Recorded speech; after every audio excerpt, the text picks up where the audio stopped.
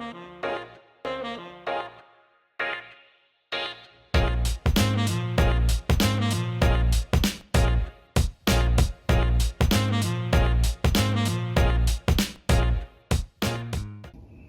everyone, I'm Nicole xstitch. Today is April 9th, 2023. Happy birthday mom and happy late birthday dad. And this is Flosstube number 12. As of today, I have no idea how many stitches I've done since I started stitching in 2020. And I also have no idea how many stitches I've stitched since my last video. And I'll talk a little bit more about why I don't know in just a minute. So it's been a week since my last video, and I have started a couple new things because it's a new month, and I've also tried to make a little bit of progress on some whips I already had in the past. So I will start off with an almost start and finish. So this is a pattern called, I guess, boho cactus. I based it off of a cross stitch pattern that I'll put a picture of here. My dad had sent me a couple cross stitch patterns that he really liked a few months ago in the hopes that I would stitch one of them for his birthday.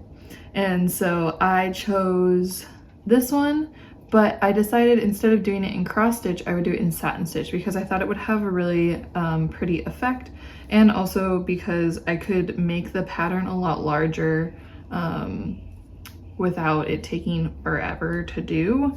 Especially like those big blocks of color are a lot of stitches, and that's not exactly my favorite type of stitching, to just do huge blocks of color all the time. And so I thought it would look really nice in satin stitch, and I'm really glad I chose to do it that way. I think it turned out really nice. So I kind of took that pattern as inspiration and drew in these shapes of each myself. And I think I changed up the colors in the sky a little bit and made the clouds a more like standard cloud shape and all of that. But I think it turned out really nicely. You can see I haven't quite finished the sky yet. Unfortunately, I actually ran out of this color in the middle of stitching the sky. So I'm really hoping that when I get another skein of it from Michael's that it matches. Please cross your fingers for me. And then once I finish stitching that, I will put it into a 5-inch hoop instead of a 6-inch hoop so that the design goes all the way to the edges and it looks really nice. So this will be a birthday present for my dad, who I'm seeing my family in a few days. I'll talk about that more in the life update section, but I'm really excited to give this to him. And I'm calling it a start and finish because I started it on Monday of last week, and by Wednesday I had gotten this far and I had run out of thread. So really, if I had just had enough floss, I would have finished it on Wednesday or Thursday, but I didn't. So it's an almost saff. But I really like how this one turned out, and I'm really excited to give it to my dad. So I probably won't be able to show you the fully finished piece like this, but I'll grab a picture of it and make sure to throw it into my next video. So that is my first thing I worked on in the month of April. Also, oh, I don't have this one with me, unfortunately, but I've showed it a lot lately. I worked one more day on Elegant Lace past, what was the date of last weekend? I have no clue. It took me one day after Whip Go to finish Elegant Lace.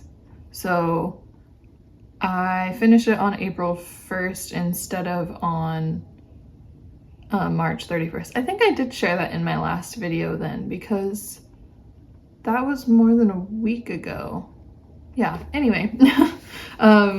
Elegant Lace went away. I did work on it one day this month, and since I hit my Whip Go goal on that, I'm done with it. The next new start I have was a Whip Go call. By the way, boho cactus, see, I'm forgetting all my stats and everything. So boho cactus was not on my whip go. It was just something that I started for a gift for my dad. And I did this in DMC on 28 count. I can't ever remember what the name of the fabric is. It's like 28 count even weave or Charles Craft linen or something. It's whatever 28 count you can white fabric you can get at Michael's, and I think there is really only one, so that's the fabric I used. And then to do the satin stitch itself, I actually use 4 strands of DMC at one time, so that I get this nice full coverage effect. And I use a method basically that I learned from Vika Space, who is an embroidery artist. Her work is gorgeous. And basically what she does is she follows the lines of the fabric to make each satin stitch. And so that way you get this really even effect throughout the piece, which I think looks really like pleasing to the eye. So that's a few more stats on that piece. Okay, yeah, so next up, this is a whip go call for this month. It's called The Kiss, and it's a mini art pattern by TheStitchPatterns. I'll put up the mock-up here. And it is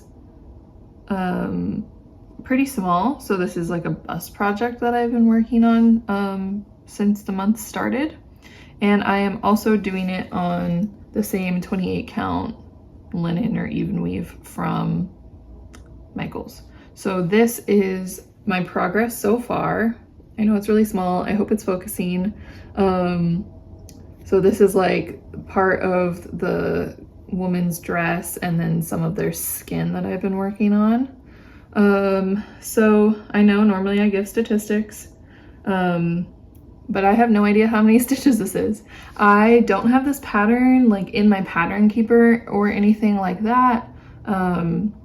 I just screenshot the pattern and like keep it on my phone when I work on it on the bus, and I just look at my phone. And I feel like it's not too hard to keep track of where I am like that. I also don't know that these patterns would even upload to Pattern Keeper. I've never tried. But yeah, so I don't know how many stitches I've done on this. Usually to figure out like my stitch count, I just, since it's a full coverage piece, I'll just multiply length times width number of stitches to get the number of stitches in the entire piece. So for my like total stitch count tracking, yeah, so I have no clue. But this one I'm doing in the called for DMC. There's a good number of called for colors in this. So I pulled them all, and I do this on 28 count, but I do it over 2, so it's effectively 14 count. And I personally do it with 3 strands of DMC because I like that really thick and full coverage. Some people might think that it's a little bit bulky, but I actually think it looks really nice because I don't like to see my fabric through my stitching if I can avoid it. So that is The Kiss, another one of my whip go calls for April. And then the last piece that I have worked on since last week is Luna Moth by Wild Bluebell Patterns. I'll put in the final picture or the final mock-up here. This is a piece that I am making for my good friend from undergrad who has commissioned me to stitch it for her. We have changed up some of the colors in this pattern, so we like FaceTimed and I helped find colors that she wanted to switch out for certain places. So Allie, if you're watching and you don't want to see how far along I am, look away. But also if you want to see how far along I am, keep watching. So this is where I'm at. I'm doing this one on 18 count black Ada. I believe it's Zweigart. Somebody told me you can tell because of the selvage color, and I think that means it's Zweigart, but I'm not sure, so please do correct me if I'm wrong. This is with 2 strands over 18 count. And I will also put up last week's, or not last week's, but last time I showed this, how far I was, so you can compare the progress there. I've mostly worked in this like turquoise color in the wings, and I have finished up this really light like white blue color on one of the wings as well. So not too much progress there. And I forgot to bring my laptop with me this weekend to my partner's house. So again, I really have no idea how many stitches I've done on this since last time, because that has my master spreadsheet on it, and I haven't bothered to try to like do it on my phone instead or anything like that. So I don't know how much progress I've made on this, but I can tell you how far I am in total. Of course, I forgot to look this up and write it down before, so give me 1 second. Pattern keeper. Okay, so this pattern has a total of 3,638 stitches, and I have completed 911, which puts me at 25.04%. So I'm over a quarter of the way done, which is awesome. I didn't think I was that far, so that's actually kind of a surprise to me. I really like how this one is turning out so far. Allie, I hope you like how this one's turning out so far. And the plan is to finish it in a nice like darker stained wooden hoop in the end, and then I will send it to her. So that is Luna Moth by Wild Bluebell Patterns. And that is all the stitching that I've done this week. So again, the reason that I don't really know how many stitches I've done is, well, 3 reasons. One, because I don't count satin stitch as my total number of stitches. One, because it's hard to count stitches. Like, I guess I could count each like strand of satin stitch as a single stitch, but I would have to like go through and manually count that. There's no easy way to do it like Pattern Keeper or anything like that. And it's just kind of a different format, so I don't count that in my count of total stitches, even though I have done quite a few satin stitch pieces. Second reason is my mini art, The Kiss by TheStitchPatterns, is not on Pattern Keeper, so I don't know how many stitches I've done there, and I'd have to manually count as well. And then third is I don't have my laptop with me, which has my master spreadsheet. So, oh well, and I will let you know what the stitch count is next time, or at the end of the month when I finish The Kiss and all that. So let's see here. I have my notes on my tablet today because, again, forgot my computer. Normally I have them on my computer.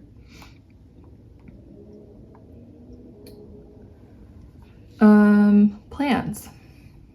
Well, I will be fully finishing Boho Cactus probably on Monday or Tuesday. It shouldn't take too long to finish the stitching and then pop it into a new hoop and finish the back.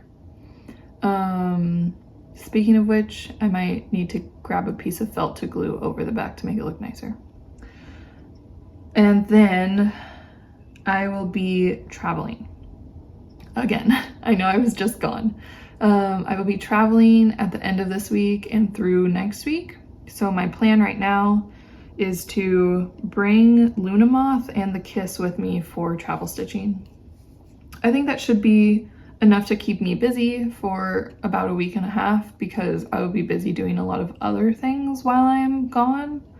The only problem with only taking those 2 projects is that I have another WhipGo call for the month of April that I haven't started yet, and it's already like a third of the way through the month, and by the time I get back it will be like over 2/3 of the way through the month, and I don't know if I'm going to be able to hit that WhipGo goal this month, which is kind of a bummer.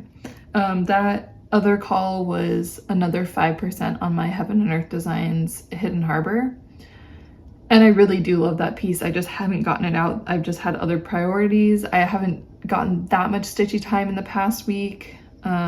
It's too big to take on the bus. I had to finish that project as a gift for my dad, and then I was falling behind on this commission anyway, so I needed to work on that.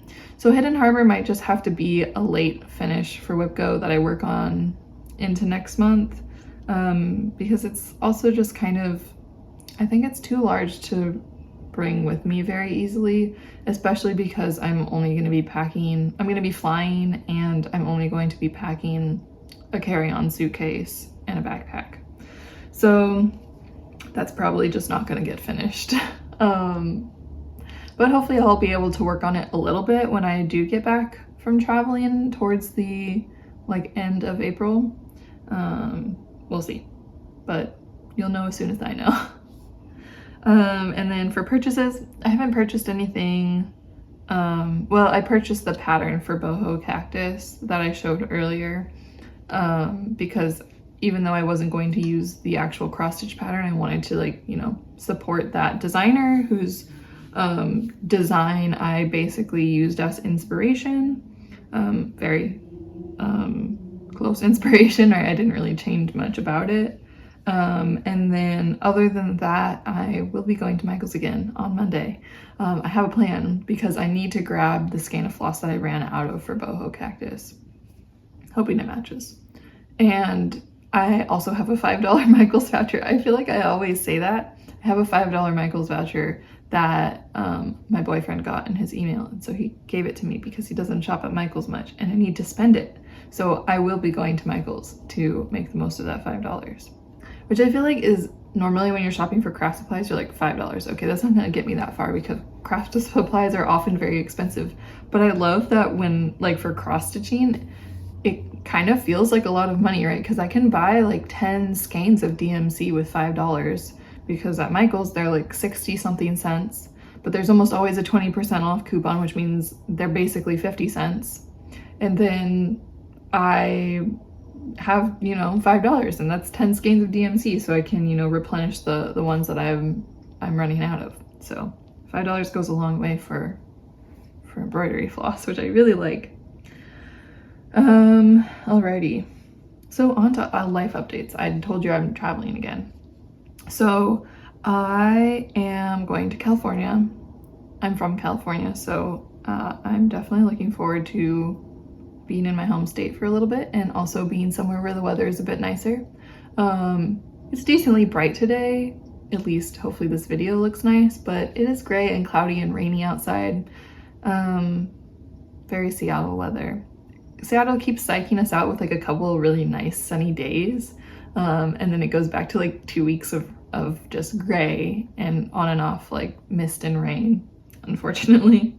So I'm not too mad about getting away from that, but I have a ton of travel this year, and I luckily was able to smash together 3 or 4 different trips that I wanted to go on this year into a week and a half.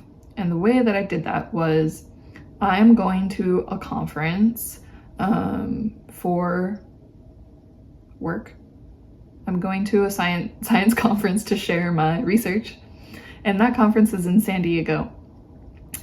And that means I had to go to California, right? So I had also been planning to visit my sister in Santa Barbara before she graduates from college. She finished up all of her classes last quarter and now is basically just hanging out there for an extra quarter and working and getting some experience hours because she wants to go to PT school. And so I've been wanting to visit her in Santa Barbara because it's been a while since I've been there, and I wanted to spend some time with just her there before she moves away. So I already wanted to do those 2 things, or I had to go to the conference and I wanted to visit my sister. And then on top of that, I have some other travel that I'm gonna get to do with my family. I'll get to see my parents for a little bit of that time.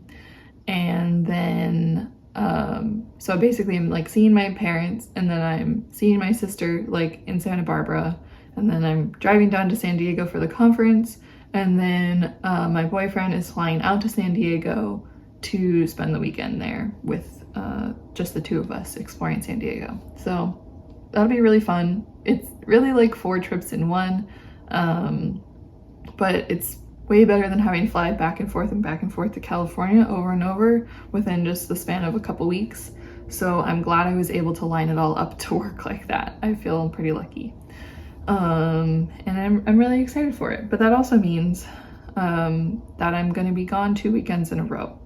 So I'm leaving next Thursday, and that means I'll be gone that weekend, and then I don't come back until the Sunday after that is my flight home.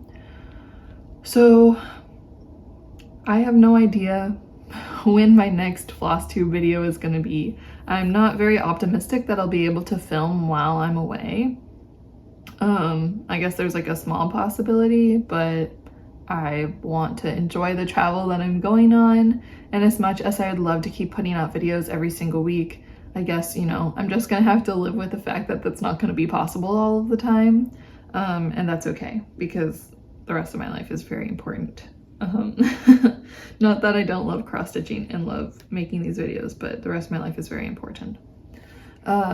So I'm sorry, I don't know when I'm gonna see you again, but the longer it is, the more progress I'll get to show you, and the more things I'll have to talk about, so I guess that's not the worst thing in the world. So let's move on to my special segment for this video. Last week I said I was going to do a big Q&A because I had been accumulating questions from people from the last few videos. Basically ever since my monetization video, I got a lot of questions about monetization and then a few others. And so I figured I'll just go through some of those now. And hopefully you find it interesting, or maybe you get one of your questions answered. Okay, so let's start with monetization questions because there were quite a few of them. First of all, somebody very kindly pointed out in my monetization video that I misspoke because I said that CPM is the amount that they pay you per million views, which is wrong. It is the amount that they pay you per 1,000 views. So it's like cost per mille, M-I-L-L-E, and that's per 1,000 views. So yeah, I hope I didn't confuse you, but thank you for correcting me. I forget who it was. Somebody asked, do I control the number of ads on my video, or is it YouTube? Great question. Once you become monetized, you do have some control over the number of ads on your video. You can turn on different types of ads, and you can turn on and off mid-roll ads, which are the ads that play in the middle of your videos. And you can control how many and at what points in your videos those mid-roll ads play.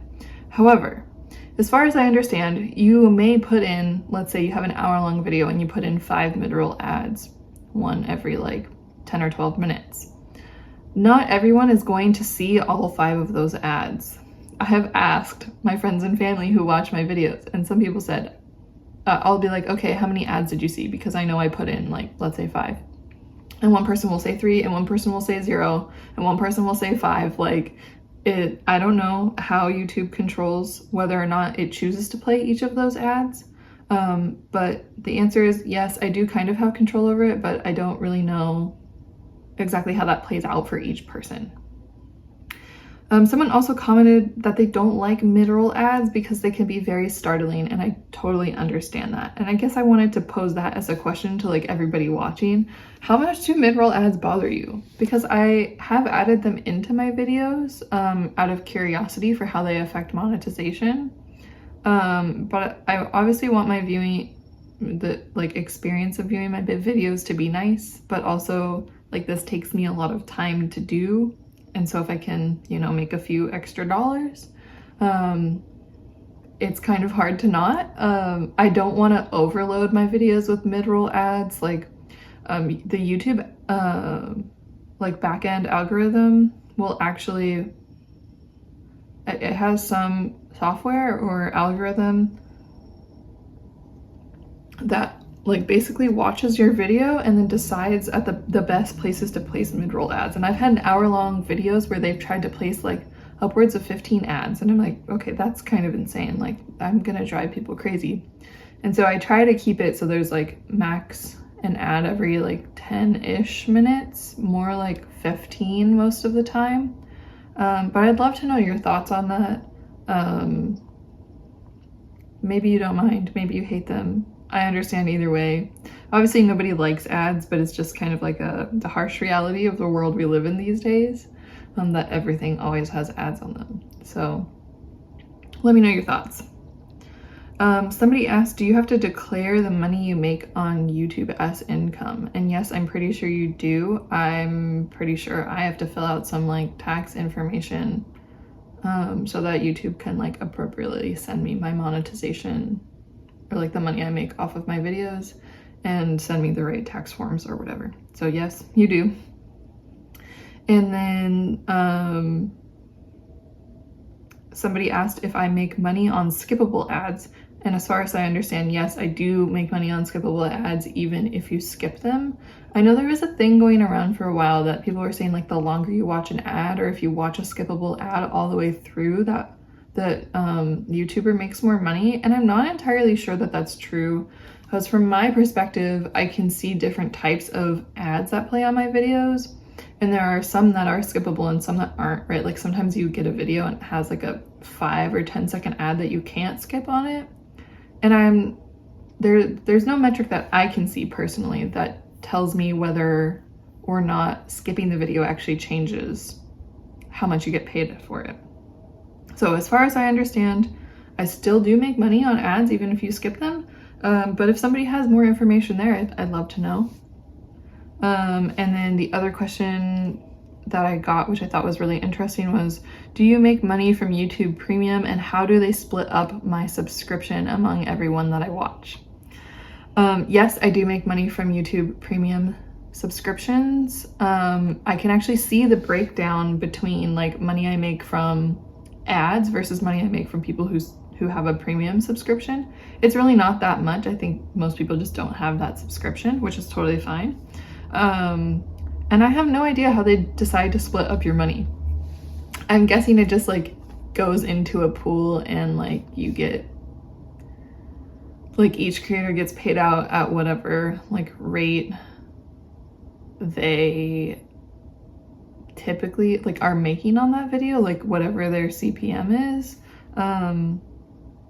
But I really don't know. And this person specifically was like, I watch so many people all the time and I have a premium subscription that I only pay like $12 a month for. Like how is that $12 getting split up between like maybe 100 people? And my honest answer is I have no idea. But I'm guessing there's some like weird averaging that goes on where like some people have premium subscriptions and like they don't they don't watch that many people, and some people watch like an average number and some people watch a ton, and maybe that has to get averaged out sometimes. But that's a great question. And then lastly, for the monetization questions, does YouTube have a non-disclosure agreement, or why don't people talk about monetization very much? No, there's no NDA. I think people don't talk about monetization because it's like a little bit taboo and it feels weird maybe to talk to like what feels like the people who are paying you money about how much money you're making, when in reality, from my perspective, y'all aren't paying me money, right? Like YouTube is, or like advertisers are paying YouTube money to play their ads. You're watching the ads, and then YouTube is giving me a little bit of the money from those ads. So it's not that clear cut in my opinion. I think people just feel a little uncomfortable talking about it, or they, they don't want to be, either they don't know how to talk about it or they don't want to. But I also think that there is a good number of people who have talked about monetization out there, maybe not in the Flosstube world, but in other types of videos, and they're really interesting videos. I actually really like to watch other people's like monetization videos, especially when I was getting into starting this channel. I thought it would be cool to kind of get, you know, perspective from other people, like what are other small YouTube channels' experiences with monetization and all of that. So I find those videos really interesting, and there's no reason that as a YouTuber you can't make a video like that.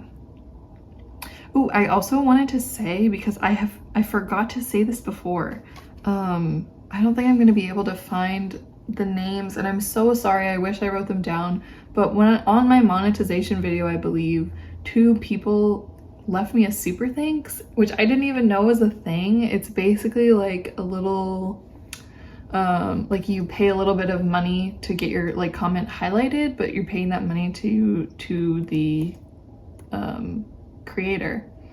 And that was really kind. I really appreciate that. I don't know how that money works out in the end. I don't know that it all goes directly to me. I think YouTube does still take a cut of it, but I super appreciate that. I thought that was so sweet. It really made my day, and there was absolutely no pressure to do anything like that. Like, you do not have to spend your money to support me. I'm not expecting that. I do this because I love it, but that was really heartwarming, and I appreciate it a lot.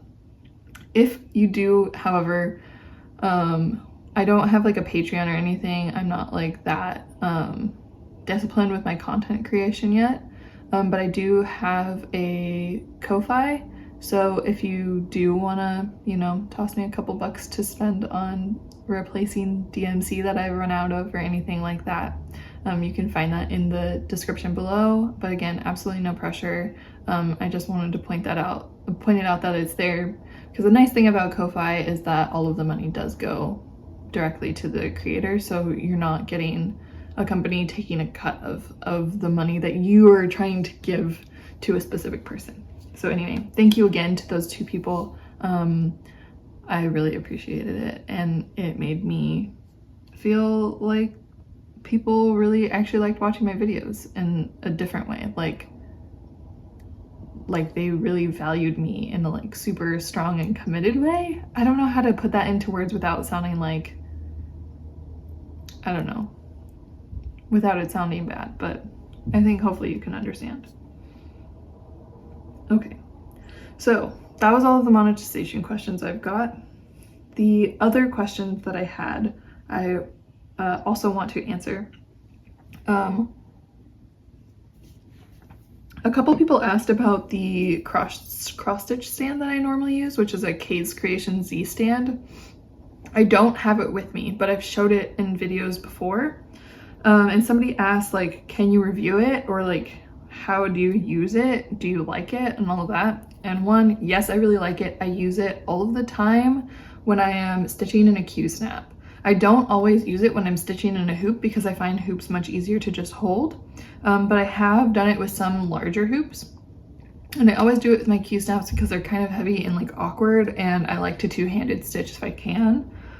When I use them, I always am two-handed stitching, and I use that stand all over the house. So like sitting on the couch, cross-stitching, sitting in bed, cross-stitching, sitting at my desk, cross-stitching. I'm using the stand all the time, and it works for all of those situations. You can put it directly on your lap, you can put it on a table, it works. I have found ways, like I use a loop start almost all the time, but especially when I'm using a stand so I don't have to keep flipping my work over. And I've really enjoyed it. I've actually thought about getting like some other stands as well, but this one works so well for me that I don't really see like a reason to do that. So if you're looking for a good entry-level stand, I would highly recommend K's Creation Z stand. I got it off of Etsy. I want to say it was like $60 maybe less than that, which I think is a pretty good deal for a stand that's like made out of solid wood. It can be like assembled and disassembled if you want to bring it with you somewhere, and has like a lot of different settings, right? Like the arms move in a lot of different ways.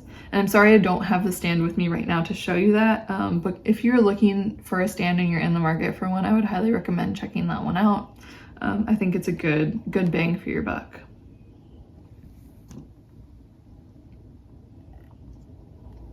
All right, next question is, how long is my commute, and can I show like how I stitch when I'm commuting and what my commute is like? My commute right now is about 25 to 30 minutes on the bus. My bus stop is like a 3-minute walk from my house and like a 1 to 2 minute walk from my office and lab. So it's very convenient. And even though it maybe takes me, you know, sometimes I have to wait for the bus and it takes me like 45 minutes total from like walking to the bus stop to, or like leaving my office to getting home, or there's traffic and all of that, like it happens, right? Commutes are not always perfect, but I generally don't mind my commute at all. And I am probably 90% of the time sitting on the bus with my headphones in, listening to an audiobook and cross stitching. So time really flies for me when I'm commuting like that, and it's also like a nice way to just like clear my head and kind of like get ready for a day of work or unwind after a day of work. So I don't mind my commute at all. The buses take like mostly, you know, side streets and stuff, so it's kind of bumpy, but and you know, there's lots of starting and stopping, but it doesn't really bother me. I probably will not be recording and like showing my commute just because it feels like a little bit too much personal information about maybe like exactly where I live and all of that to put on the internet. But thank you for that question, and I hope that maybe gave you a little bit of clarity, even though I can't show you per se. Somebody asked if I can share pictures from my Hawaii trip, and I sure can show you some pictures. So I will put them in here. I had such a lovely time there. The beaches were gorgeous. I got to hike Diamond Head, and the view of the island of Oahu from the top of Diamond Head is amazing. Also, the hike is really interesting itself because you have to like go through this cave. And then you can basically walk through an old bunker to get to the top. So that was really interesting, and I really enjoyed my time there. It was a gorgeous place. So I hope you enjoyed some of these pictures that I hopefully just threw in. Another person asked what floss and fabric I use for my mini art patterns, which I already did share with you today, but I use 28 count fabric and I stitch over 2. And I used that Charles Craft linen from Michaels, and I used DMC 3 strands. The reason this person was asking is because they said 2 strands felt too sparse, but 3 strands felt too bulky, and I totally get that. Like, I did one of these with 2 strands once, and I was like, I feel like I can see too much of the fabric, and then I did it with 3 strands, and I was like, this isn't ideal, but I like that I can't see the fabric as much. It feels like a little bit bulky, but I prefer that, so I would err on the side of like 3 strands personally. It's totally up to you and what you do and don't like in terms of stitching. Like, if you don't like it feeling like thick and bulky, I totally get that. Maybe try 2 strands. I still feel like I did one whole mini art pattern in 2 strands, and it looks good still. Like, it might not be exactly what I would do every time, but when it's like in a frame and you're looking at it like at a reasonable distance, it looks really good. So I would say do whatever you prefer. Either of those is a reasonable option. And also, I know it's kind of weird that I do it on 28 count, just even though I'm doing it over 2, because I could just do it on 14 count, right? And like, it's full coverage, so there's not really a reason to do it on like linen instead. And so the reason that I do that is because I had this big roll of 28 count linen that I had gotten for some of my satin stitch projects, and I had like these weird little strips left over, and they were the perfect size to cut into a bunch of these rectangles for the mini art pattern. So I just cut them all up, and I had like 8, you know, little pieces of fabric that were perfect for this. So I'm just trying to use that up, and I'll probably continue to have lots of scraps from this, so I will probably continue to stitch them on 28 count over 2. And then somebody asked what project I'm most proud of. I love that question. I mean, I'm pretty proud of all of the cross stitching that I've done, but I will throw in a picture here. I think the project that I'm most proud of is my banana leaf full coverage, because it's the biggest project I have ever stitched. And I started it really early on as a cross stitcher. Like, I had done a little bit of embroidery and I had like just started cross stitching a couple of small projects, and I had done that big like winter animals scene like part way at that time, and I was like, I really like this, and it was the middle of the pandemic, so I was like, I'm gonna spend a ton of time doing this. I have nothing else better to do, right? I can barely leave my house. I had like basically graduated college at that point, so I had a ton of free time, and I was like, I'm just gonna start this pattern. It's huge.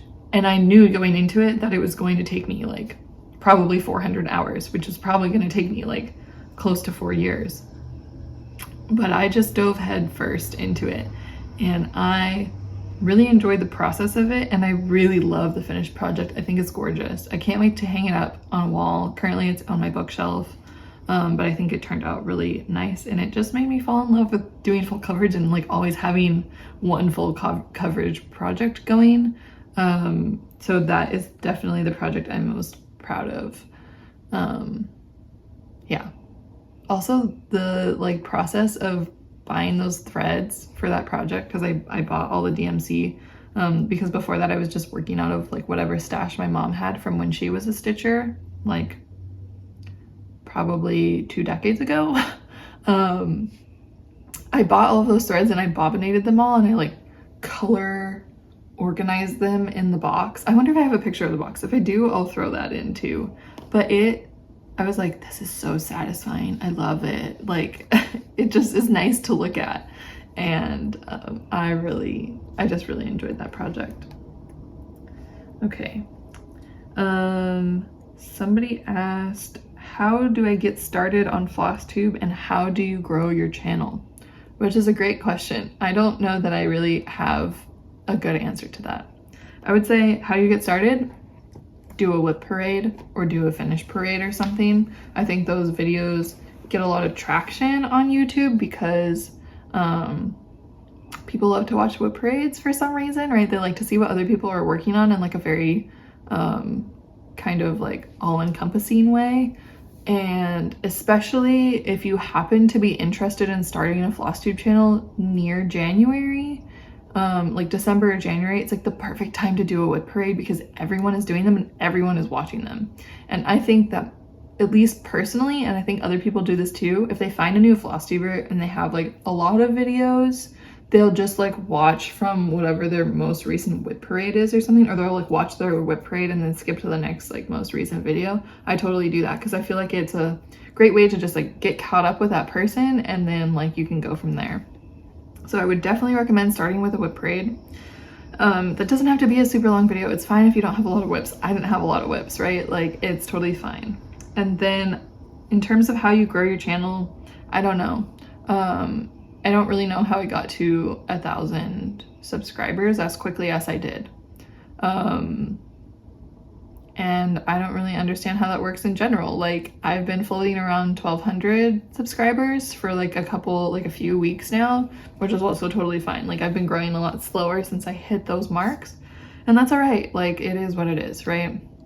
I try not to keep like the numbers as like the thing that is 100% of my motivation to do this, because it looks like it puts a lot of weight on how much people are watching you. It's really hard to ignore those things completely though, right? Like, I am aware that my last video got, like my last 2 videos got quite a few less views than I normally do.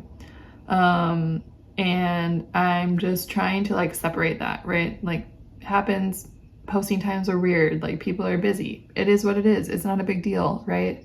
I want to do this because I enjoy it, and for the people that I get to connect with, even if it's just a few of you, like that's hopefully, I hope I can keep this, like that's what makes it worth it for me.